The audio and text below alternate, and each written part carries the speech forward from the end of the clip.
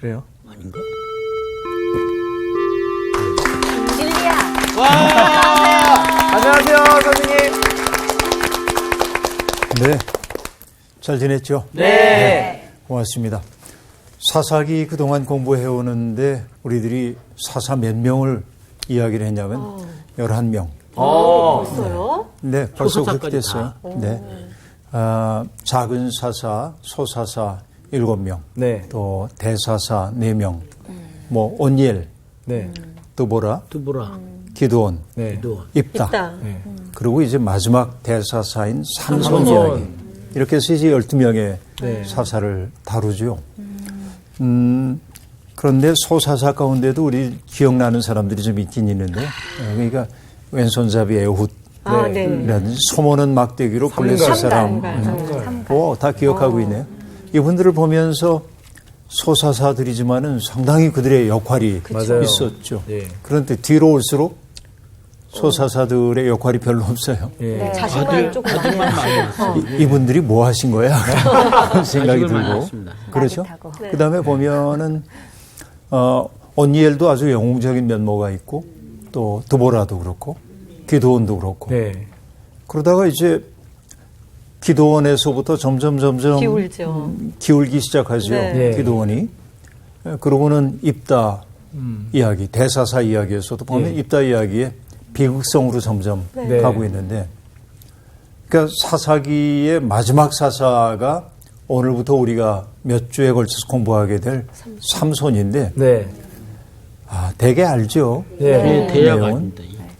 비극의 뭐랄까 정점이라고 할까 가장 비극적인 이야기로 점점 진행해 가고 있음을 알 수 있습니다. 네. 그러니까 사사기 전체는 어떻게 보면 우울함으로 가요. 네. 인간이 얼마나 죄 가운데 머무는지, 인간이 얼마나 그 하나님의 마음으로부터 멀어질 수 있는지 이런 이야기들을 보여주고 있는데, 예.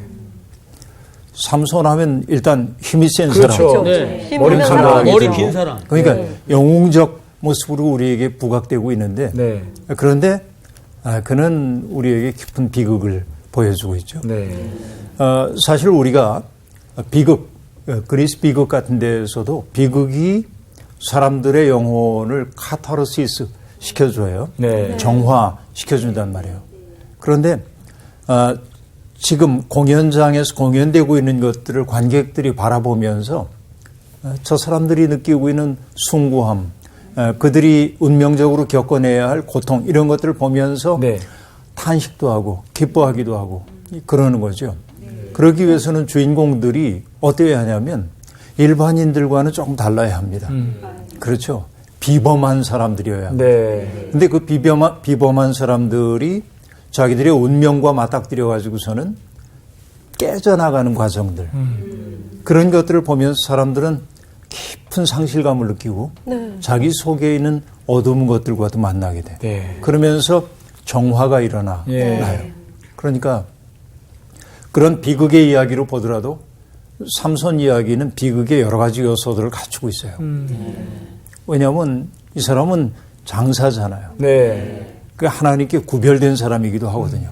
그가 어떻게 몰락의 길로 가고 있는지 이런 것들을 우리에게 적나라하게 보여주죠. 얘기가 길어졌습니다만 본문 들어가서 얘기를 한번 해볼까요? 네. 네.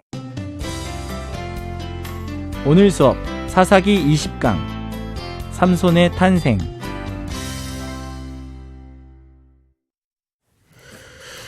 이스라엘 자손이 다시 여호와의 목전에 악을 행하였으므로 여호와께서 그들을 40년 동안 블레셋 사람의 손에 넘겨주시니라. 소라 땅의 단지파의 가족 중에 마노아라 이름하는 자가 있더라.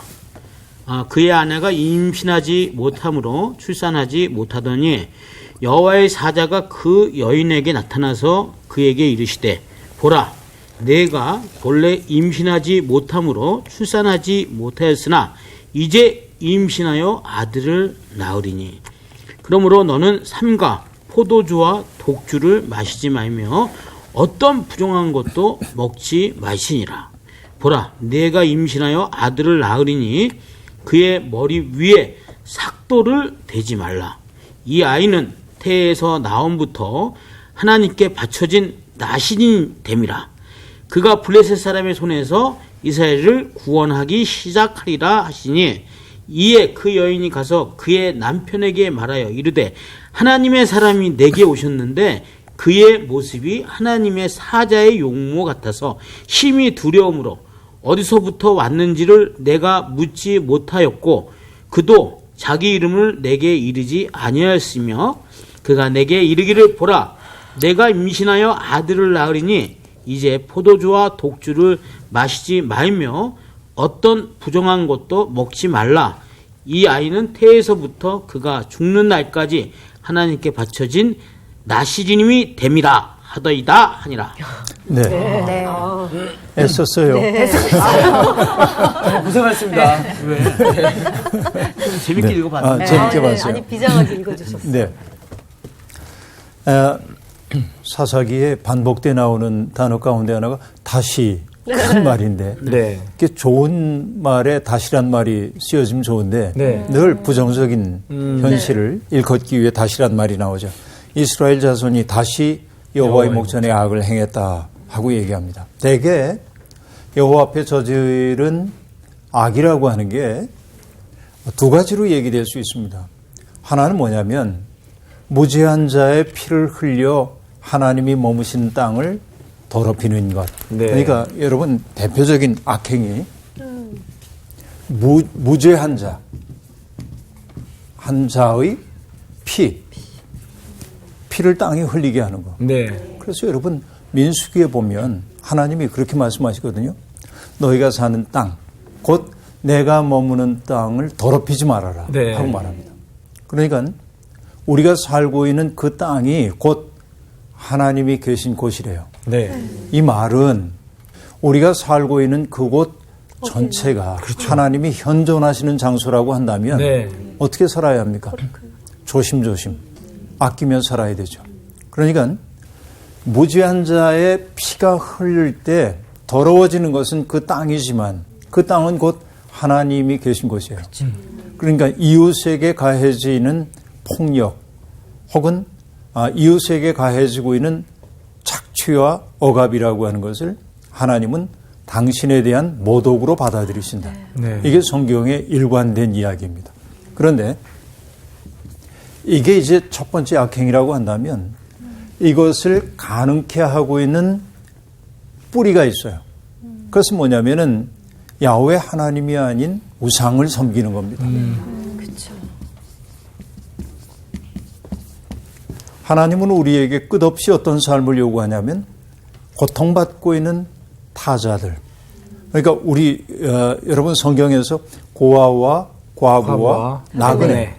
나중에 신명기 법전으로 가면은 레위인 네.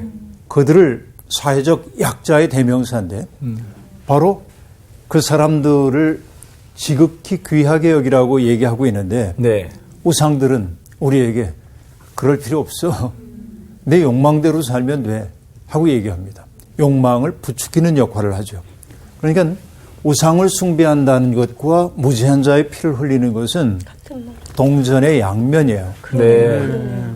그러니까 이 문제가 해결되기 위해서는 이 문제부터 해결돼야 돼요. 네. 내 마음속에 하나님을 중심으로 모시는 하나님에 대한 신실한 믿음이 있을 때 네. 이런 삶, 이렇게 하지 않는 삶이 가능하다 하는 얘기죠.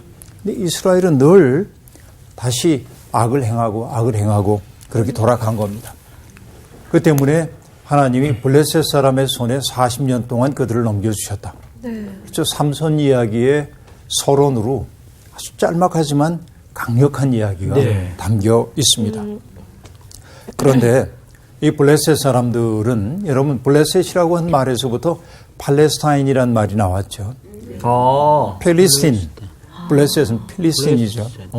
팔레스타인이란 말은 거기에서부터 옵니다. 네. 근데 이 블레셋 사람들은 네. 미케네 문명에 속해 있었던 해양 문명권의 사람들이 이주해 온 것으로 보입니다. 네. 그래서 지중해 해안 지역에 살고 있었던 5 부족들, 네. 우리가 흔히 블레셋 하면 얘기하는 가자, 아스클론, 아스돗, 에글론, 갓, 이게 5 해변 국가들인데 네. 것을 자기들의 영향력 아래 통합을 해요. 그래서 이제 블레셋이라고 하는 정체성을 만들었다고 볼 수 있습니다. 그런데 성경에 보면 여러분 출애굽기에도 나오지만 애굽 땅에 있었던 하나님의 백성들이 네. 가나안 땅으로 올라올 때 먼 길을 우회하는 까닭이 뭐냐면 네. 해변 지역에 틀지어 살고 있었던 블레셋 사람들 때문에 그렇습니다. 아.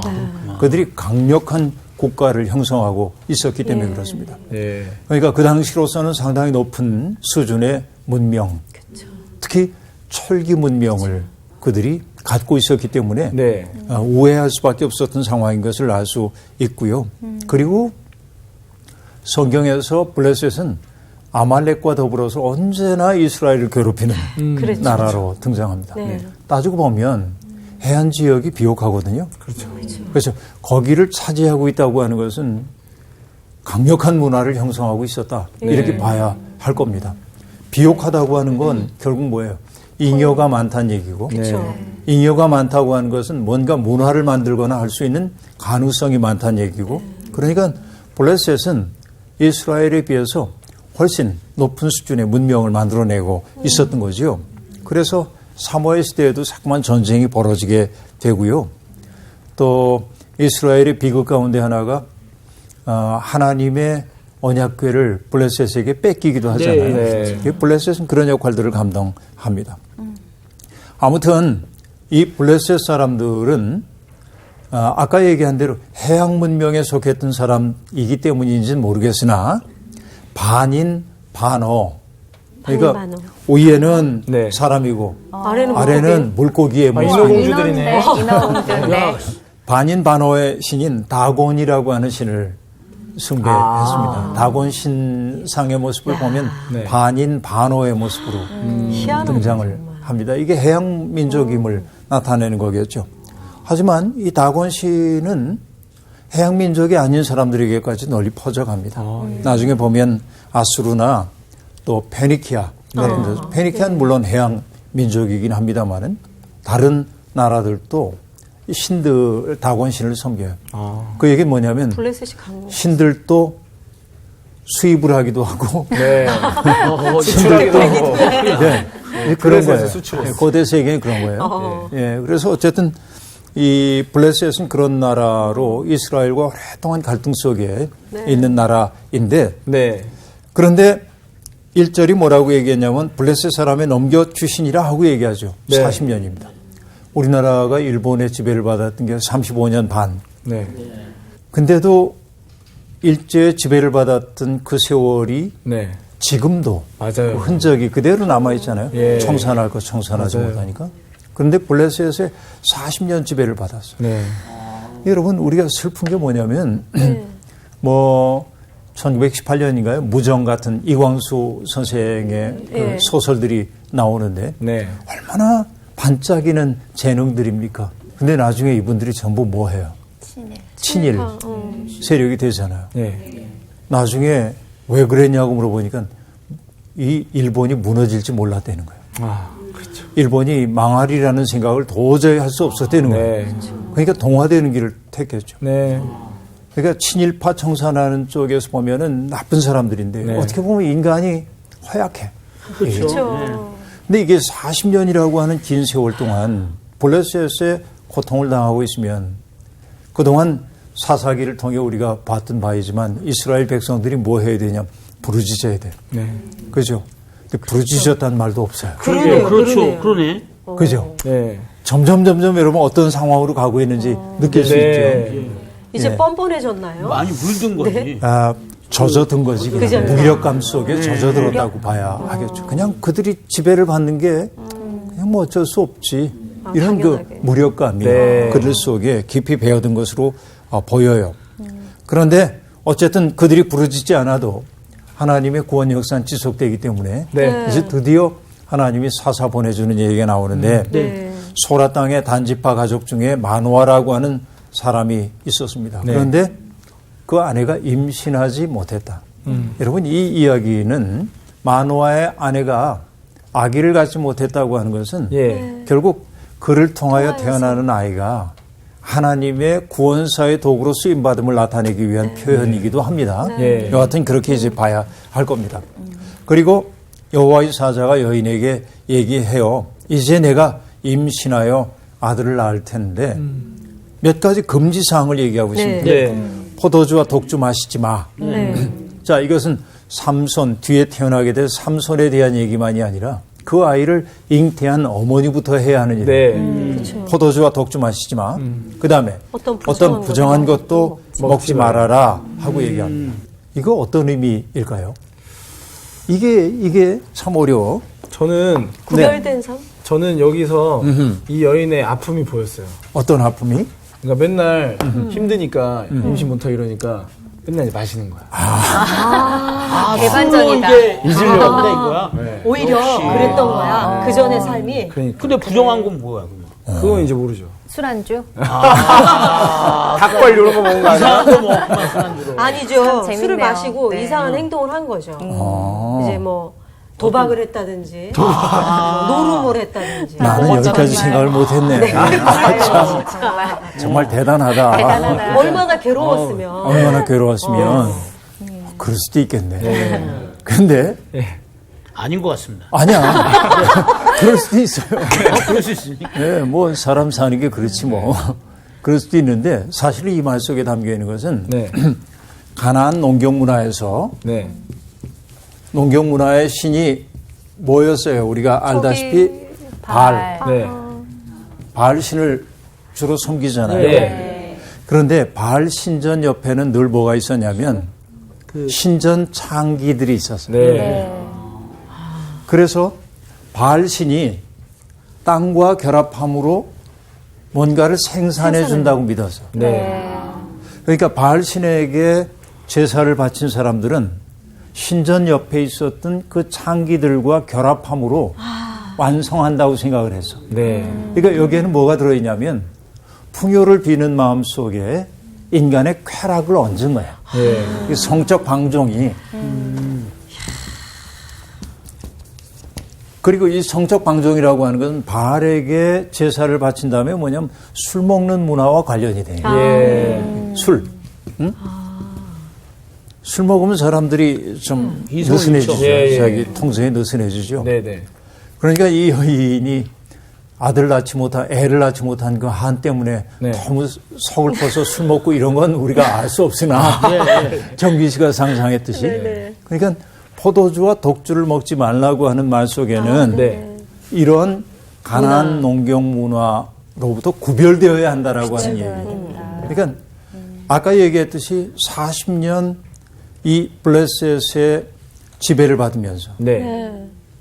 그것 때문에 아파하지도 않고 네. 그걸 마치 자연스러운 생애 과정처럼 받아들이고 있을 때 예. 그들이 자기도 모르는 사이에 이런 삶 속에 동화되었을 가능성이 있는데 그러니까 이 여인에게서 태어나는 하나님의 새로운 구원사의 도구가 태어나기 위해서는 그 어머니부터 이 문화로부터 구별된 삶을 살아야 한다 하는 얘기로 받아들일 수가 있겠습니다. 네. 그렇죠?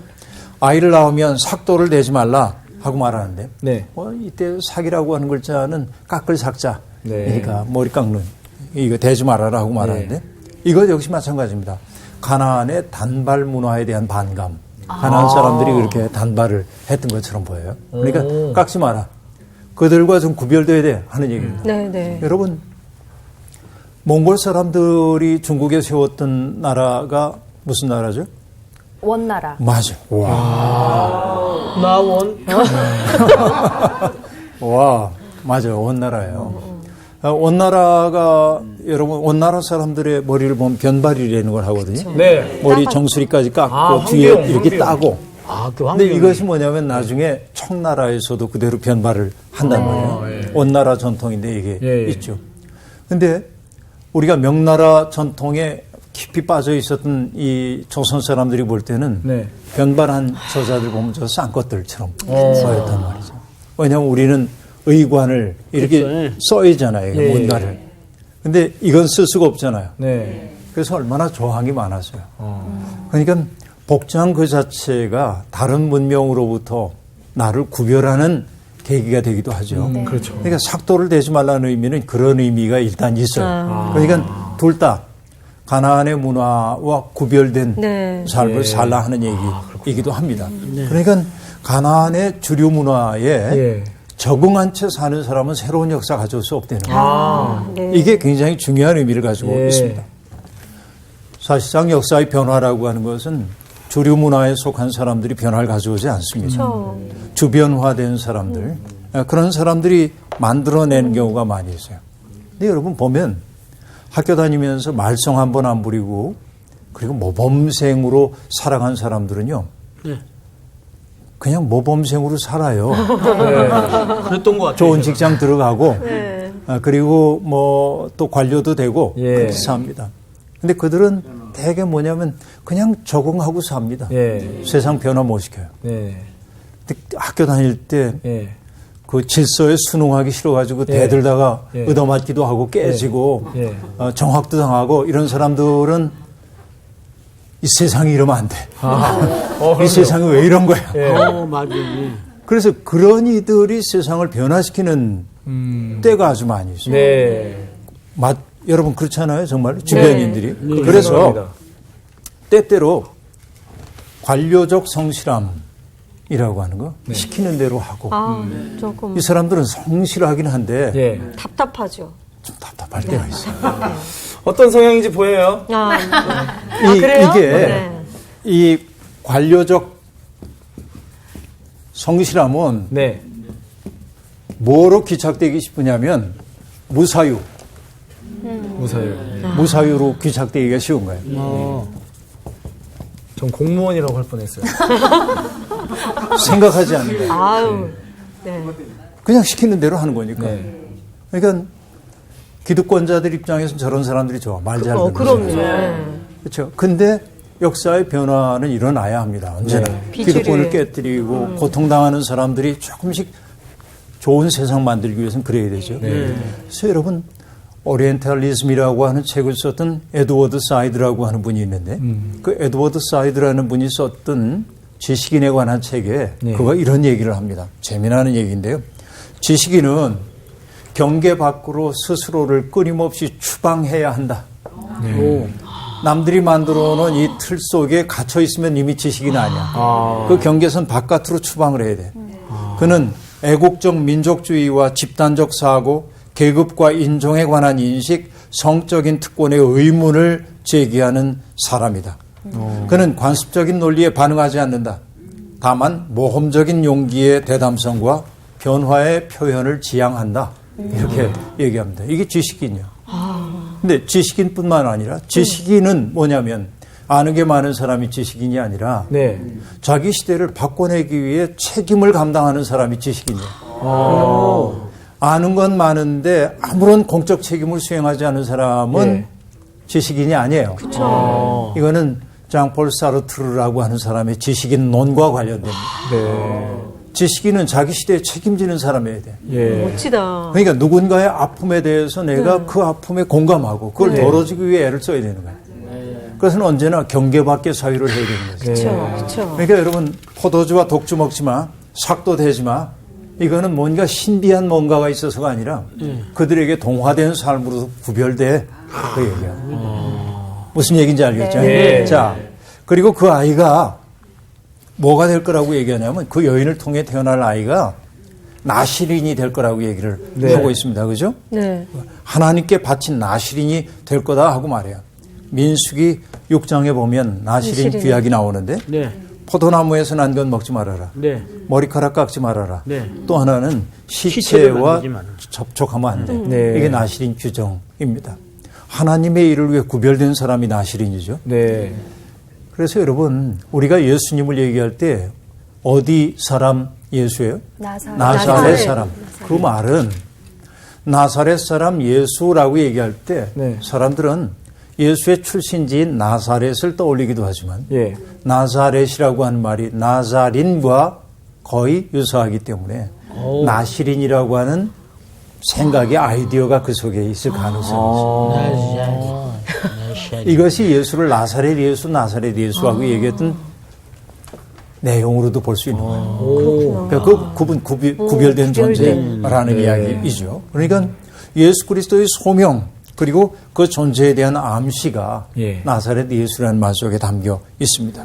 어쨌든 여인이 남편에게 자초지종을 다 얘기를 했습니다. 그죠?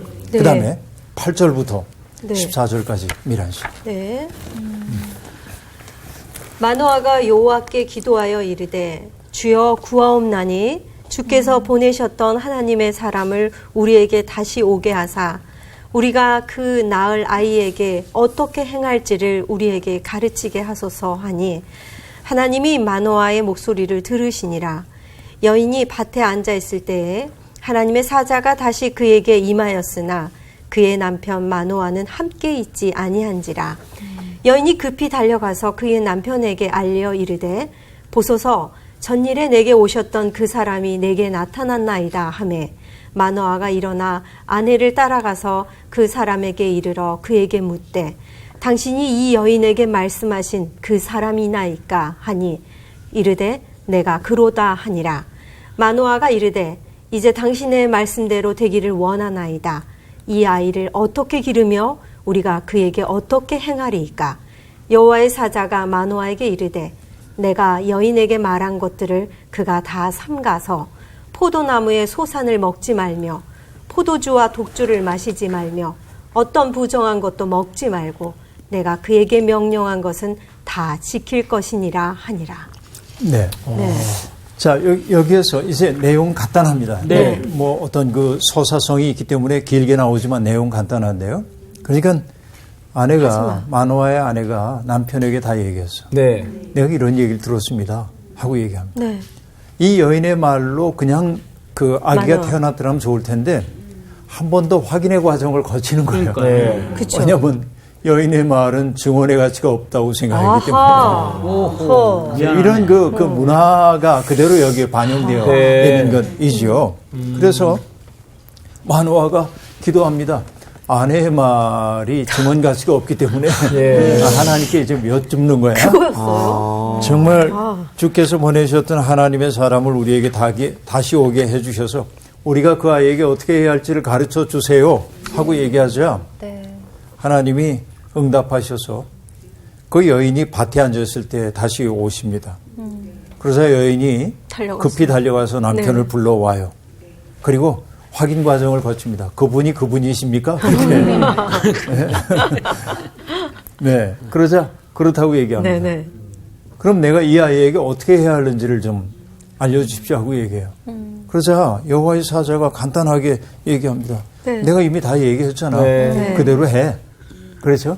이런 과정이야. 간단한 과정이라고 얘기할 수 있습니다. 그 다음 얘기를 한번 네. 보죠. 15절부터 20절까지 네. 정규 씨.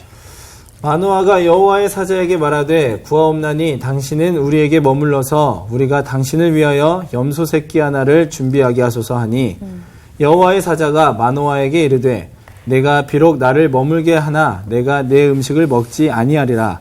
번제를 준비하려거든 마땅히 여호와께 드릴지니라 하니 이는 그가 여호와의 사자인 줄을 마노아가 알지 못함이었더라.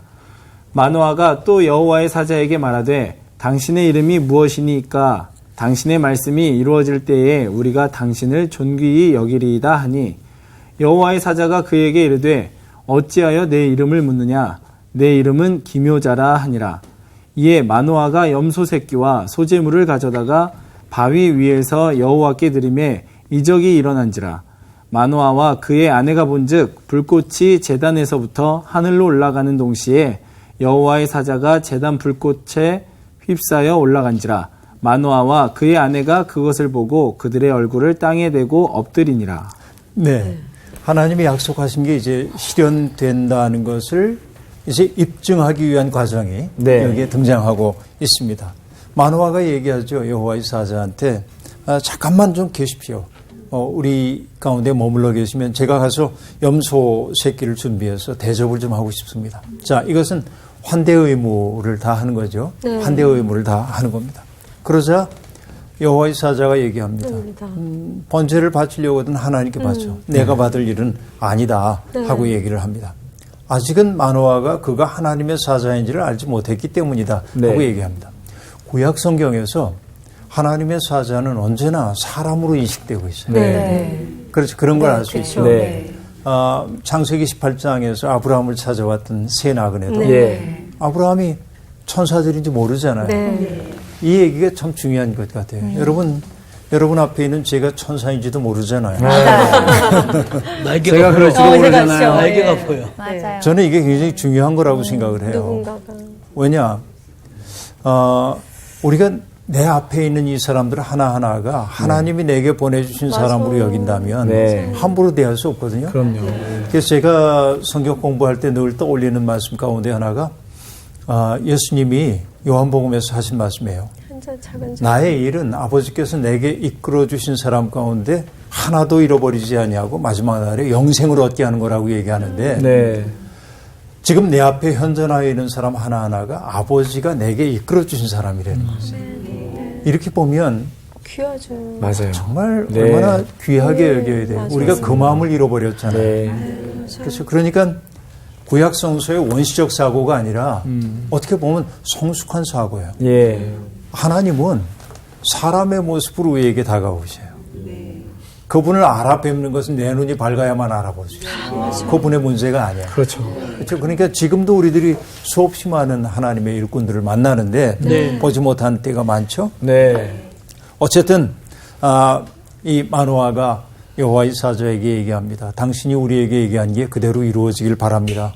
그런데 정말 이분이 일으켜줄 줄 잘 모르니까 당신 이름이 뭡니까?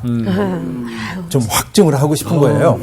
그러니까 왜 내 이름을 묻냐? 18절에 보니까 내 이름은 김여자라 하고 얘기합니다. 네. 멋있게 번역을 했어요.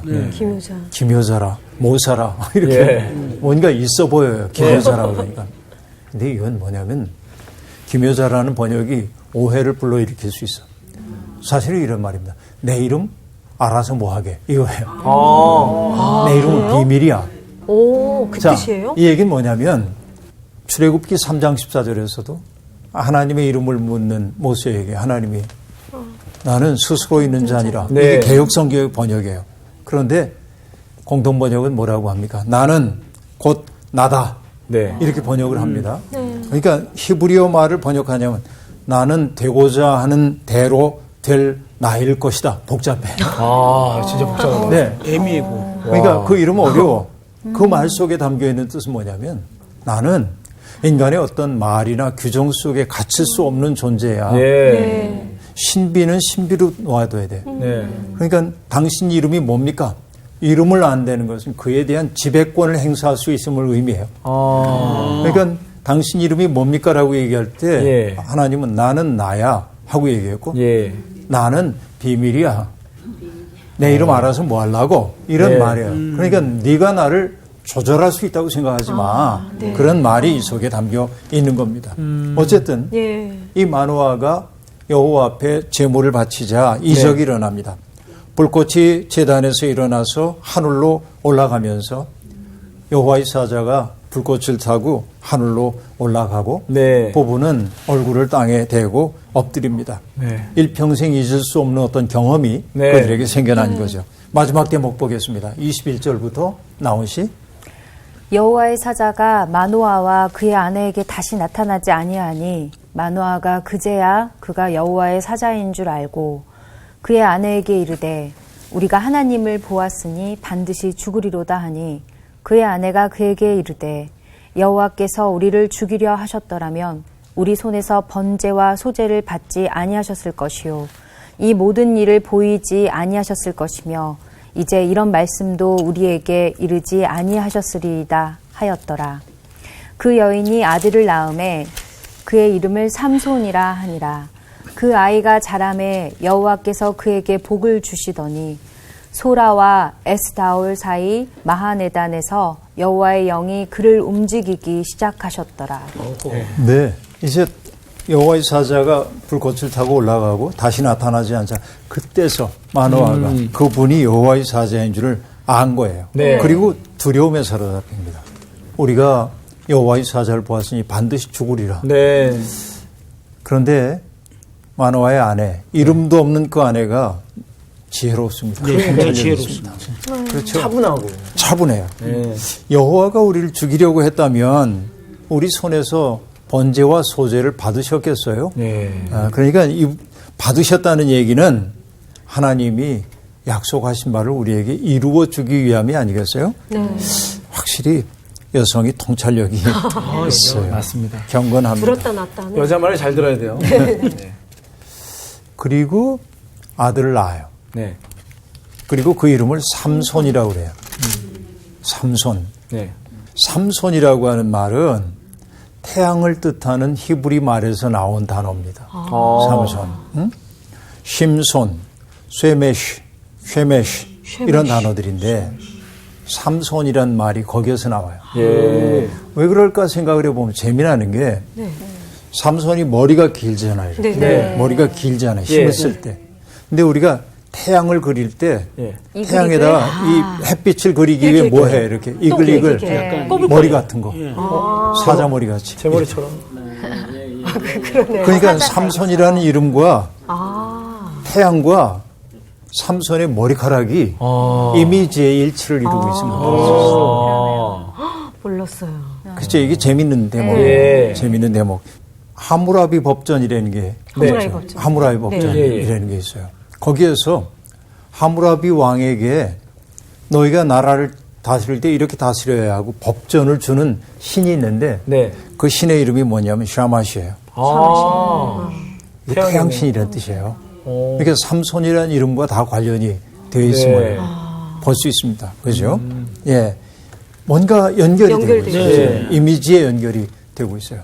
그러니까 여러분 예수 그리스도가 세상을 떠나실 때 해도 빛을 잃었다 하고 말하죠. 머리카락 깎인 거하고 같은 상황이라고 볼 수 있어요. 뭔가 이미지를 느낄 수가 이미 있는 거죠.